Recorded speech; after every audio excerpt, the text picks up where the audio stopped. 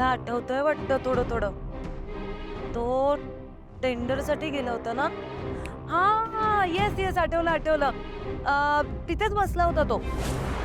तिथे टेंडर एक-एक करून ओपन होणार होते. मी त्याच्या जवळ जातच होते, जातच होते, जातच होते आणि त्याला ते टेंडर मिळणार तितक्यात तितक्यात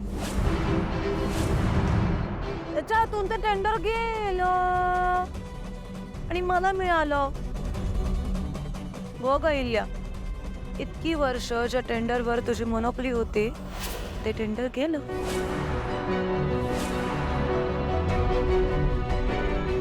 वर्षभरातलं सगळ्यात मोठं टेंडर तुझ्या हातातून निसटलं. टेंडर तर गेलंय, आता तुझा मुलगा पण परत येईल की नाही मला काही खरं वाटत नाही बाबा. तुझं होईल ना? टेंडर पण गेलं, मुलगा पण गेला.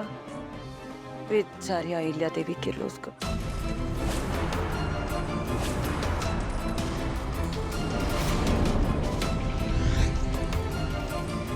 दिशा, आई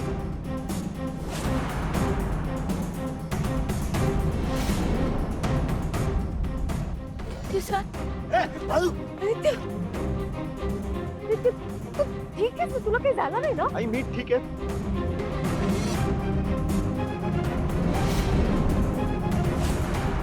ए, तू इथे काय करतेस? मी काय नाही. हा, मगाशी जे टेंडर तू हारलास ना, ते मी जिंकले. मग ती आनंदाची बातमी देण्यासाठी मी इथे आले होते माझ्या सासूमॉम आणि सासरे डॅडला. ए दिशा,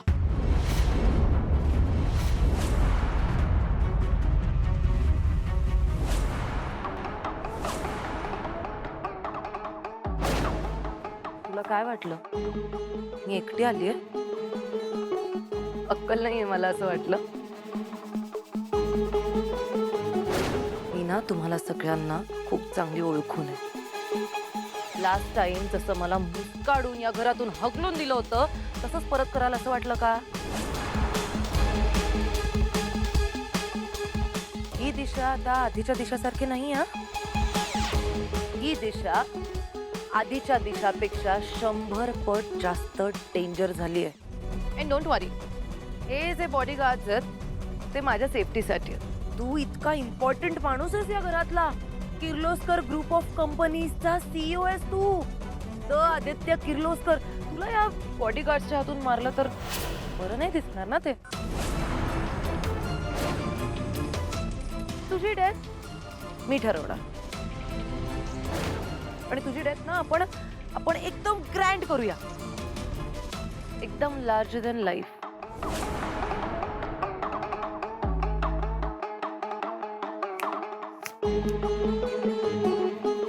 तुम्ही सगळे सावध राहा एकदम. दिशा आली आहे आणि हो, मला लाईटली घेऊ नका. मी ना आता एक एक करून संपूर्ण किर्लोस्कर फॅमिलीला मी उद्ध्वस्त करणार.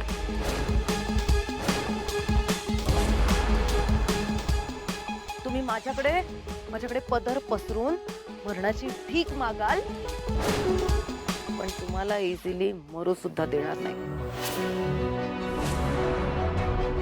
ए अहिल्या, खूप बोलत असतेस ना. तुला कोणीच हरवू शकत नाही. बघ, आता जागेवर 2 झटके तर दिले मी तुला. एक, माझी नवीन कंपनी उघडल्यामुळे तुमच्या कंपनीचा सेल पूर्णपणे डाऊन झालाय. आणि सेकंड, हे आज मी टेंडरही मिळवलं. बघा बाबा, आता तू हार स्वीकारण्याची सवय लावून घे.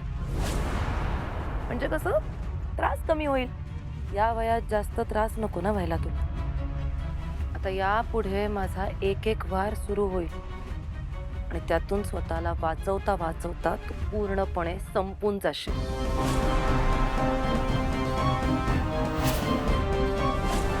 खूप बोलत असताना तुम्ही. आजवर अहिल्या देवी समोर बोलताना लोक थरथर कापत होते, पण मी तुला इथे ओपन चॅलेंज देऊन जाते. ना कोणीच माझं काहीच वाकडं नाही करू शकत, कारण आता वाट लागायची वेळ तुमची आली आहे.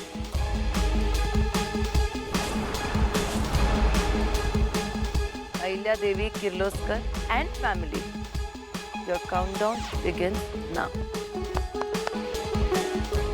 बघू चल एक. हो, ओके.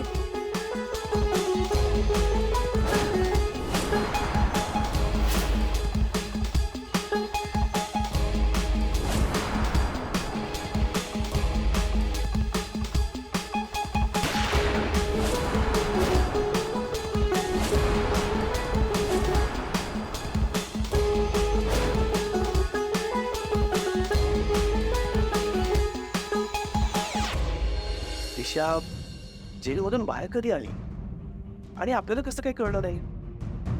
आपल्याला कळलं नाही तेव्हा आपण काफी राहिलो, कमजोर पडलो. शत्रूला कमी करण्याची चूक केली आपण. नाही ठीक आहे, पण चूक लवकर लक्षात आली आहे का? एवढं सोडून गेले.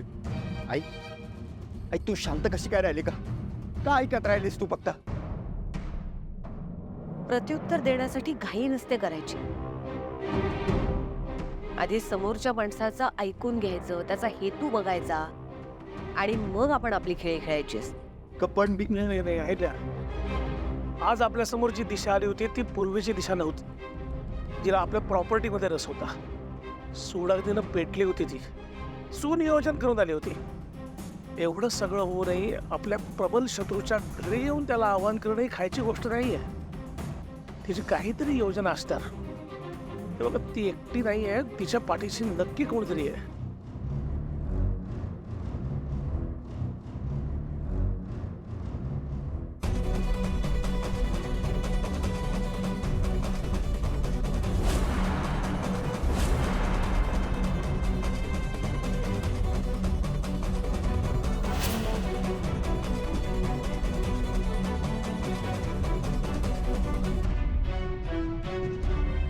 अनुष्का, माझ्यासाठी गोळी झेलायला तयार झालीस? हो ना वहिनी, हिने ना या पारूला सुद्धा मागे टाकलो चांगुलपणात. दामिनी, याला प्रसंगावधान म्हणतात. लगेच पारू आणि अनुष्काची तुलना करायची काही गरज नाही.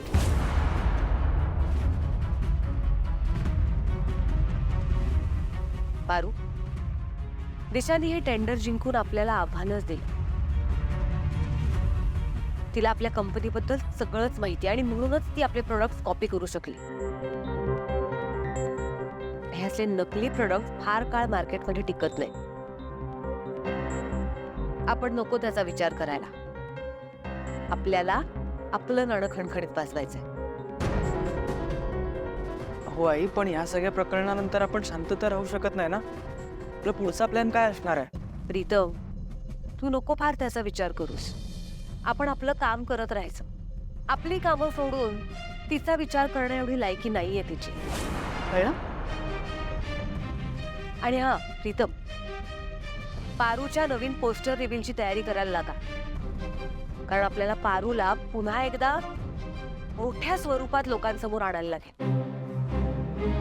प्रत्येकाला पारू आपली मुलगी वाटली पाहिजे आणि तरच लोक आपल्या प्रोडक्ट्सशी जोडलेली राहतील. होय. सावित्री, मीठ मोरी घेऊन देवघरात ये. मीठ आणि मोरी कशाला? अच्छा अच्छा अच्छा, दृष्ट पाडणार आहेत वाटतं. पण ऑलरेडी दृष्ट लागली आहे ना दिशाची या घराला. अनुष्का, चल जरा माझ्यासोबत. पारू, तू पण ये.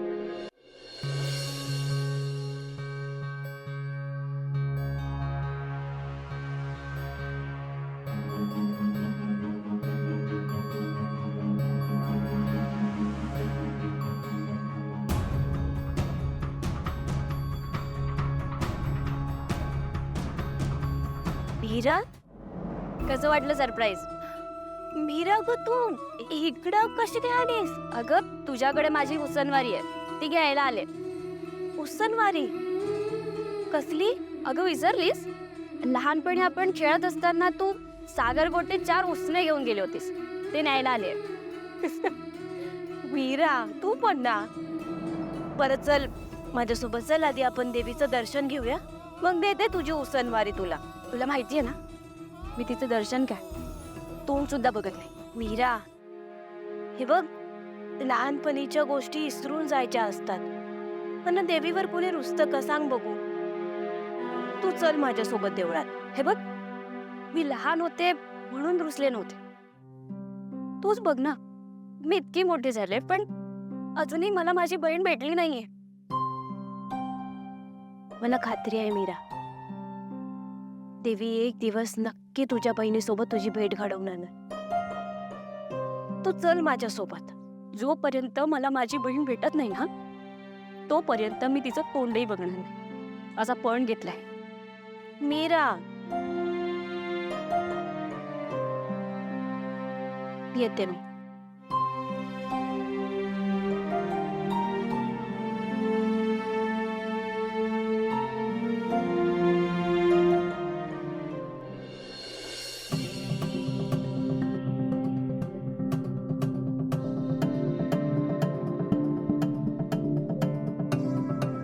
सावित्री, मी सांगितलेलं आणलं असतं.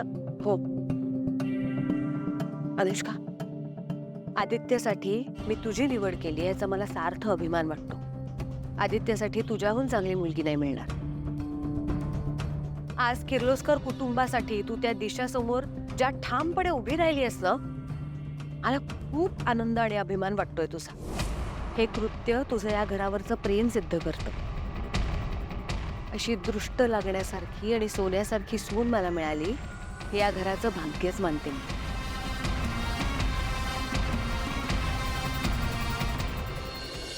प्रीतम, प्लीज तुम्ही मला सोडून कुठेच जाऊ नका. मला खूप भीती वाटते हो. दिशा काहीही करू शकते. प्रिया, प्रिया प्लीज प्लीज काळजी करू नको. हे बघ, ती दिशा आपलं काही करणार नाहीये. एक्झॅक्टली. आदित्य दादा, आम्ही त्या दिवशी फिरायला गेलो होतो ना, तेव्हा प्रीतमवर जो हल्ला झाला, त्यांना किडनॅप केलं ना, मला असं वाटतं ते सगळं ना दिशानेच केलं असणार. दिशा काहीही करू शकते. तिचं काय हेतू आहे आपल्याला माहित नाहीये ना, म्हणून भीती वाटते. सांगा ना प्रीतम. आय नो प्रिया, हे बघ प्लीज प्लीज नको घाबरू. आपण आपल्या घराभोवतीची सिक्युरिटी अजून वाढवणार आहोत, ओके? आणि इथून पुढे घरातून बाहेर जाताना आणि येताना आपल्यासोबत बॉडीगार्ड्स असतील याची व्यवस्था करतो. हे बघ प्रिया, या दिशासारख्या व्यक्तींना घाबरायची अजिबात गरज नाही. आणि पहिला प्रश्न बिझनेसचा, तर तिकडे अजून काळजीपूर्वक डिसिजन्स घेतले जातील याची मी काळजी घेईन. थोडं अजून लक्ष घातलं पाहिजे. प्रीतम, पारूचं पोस्टर लॉन्च आपण एकदम ग्रँड करणार आहोत आणि याची जबाबदारी तुमच्या दोघांवर आहे, ओके? पारूचं पोस्टर लॉन्च आपण एखाद्या गावात करूया. ओके. गावातल्या प्रत्येक घराघरात, प्रत्येक लोकांपर्यंत ही बातमी पोचली पाहिजे की पारू तुम्हाला भेटायला येते. तळागाळातल्या लोकांपर्यंत अजून पारू पोचली पाहिजे. आणि आपण हा इव्हेंट 2 दिवसात करतोय, सो 2 दिवसात सगळी तयारी झाली पाहिजे. You get that? Yes. Paru, तू या घरात आल्यापासून ह्या घराला स्थैर्य आलं, बिझनेसमध्ये भरभराट झाली. खरंच तू शुभ आहेस या घरासाठी. म्हणजे जिथे हात लावशील त्याचं सोनं करशील. म्हणूनच माझ्या सोन्यासारख्या सुनेची दृष्ट आज तू तुझ्या गावाकडच्या पद्धतीने काढावी असं मला वाटतं. मॅम, राहू दे ना, दृष्ट वगैरे कशाला. माझ्या समाधानासाठी काढू दे. ये अशी इथे समोर.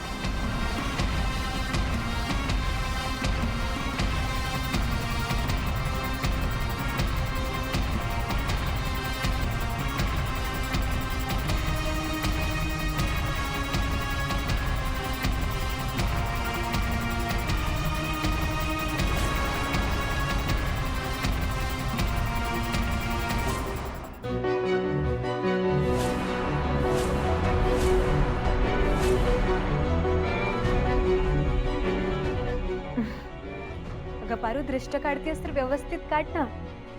गावाकडे दृष्ट काढताना काहीतरी म्हणतात ना, प्लीज ते म्हण ना, मला आवडेल ऐकायला.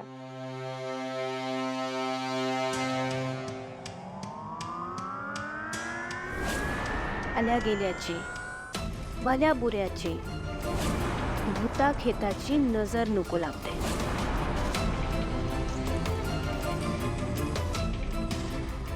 सावित्री ते टाकून येशील.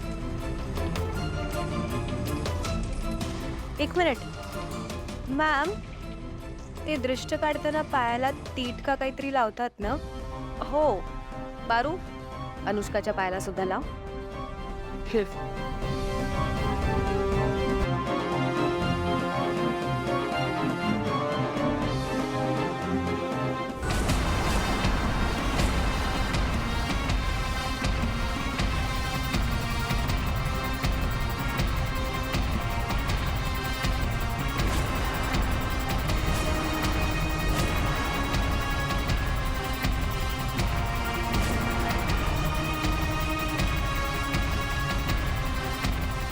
पारू,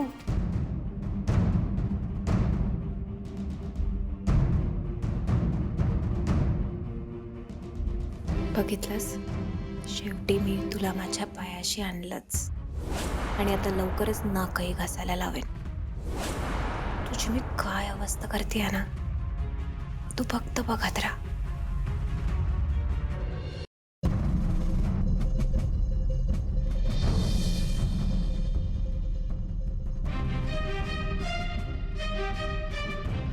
पारू बाळा, मी भाजी करून घेते, कुकर लावून घे तू. हा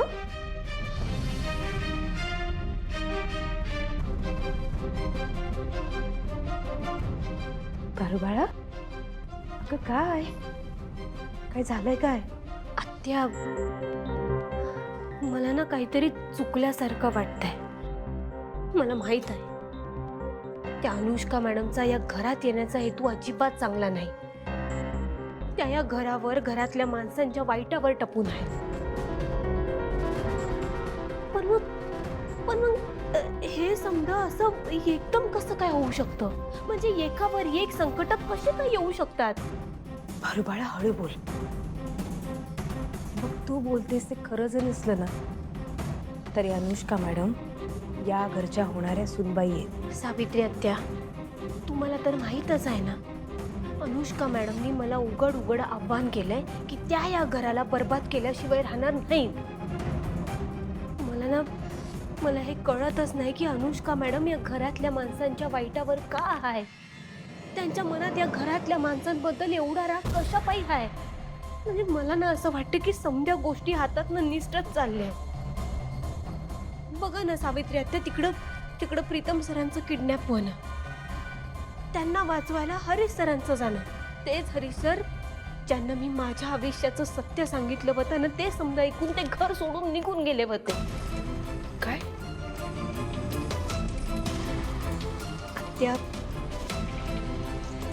आत्या हरीश सरांना माझा ना आदित्य सरांचं सत्य माहीत आहे. त्यांना माहीत आहे की आदित्य सरांना माझं लगीन झालंय. आदित्य सरांच्या नावाचं मंगळसूत्र मी माझ्या गळ्यात बांधते. वय आत्या, आणि एवढं समजा असताना सुद्धा ते परत आले. आणि नुसतं परतच नाही आले तर माझ्यासोबत लगीन करायचं म्हणून हट्ट धरून बसलेत ते. आता अजून एक गोष्ट, त्या दिशा मॅडम जेलमधनं बाहेर आल्या तर इकडे येऊन समद्यांना धमकी देऊन गेले. म्हणजे बघा ना, हे प्रीतम सर किडनॅप होणं, दिशा मॅडमचं पुन्हा येणं, हरीश सरांचं परत येणं, हे या समद्याचं नाही, एकमेकांसोबत काहीतरी संबंध आहे असं वाटू लागलंय मला. बाळा, तू बोलतेस तसा ह्या सगळ्याचा एकमेकाशी संबंध असेल ना, तर ही खूप मोठ्या अशुभाची चाहूल आहे. यापुढे जे काही घडेल ना, ते खूप भयानक असेल.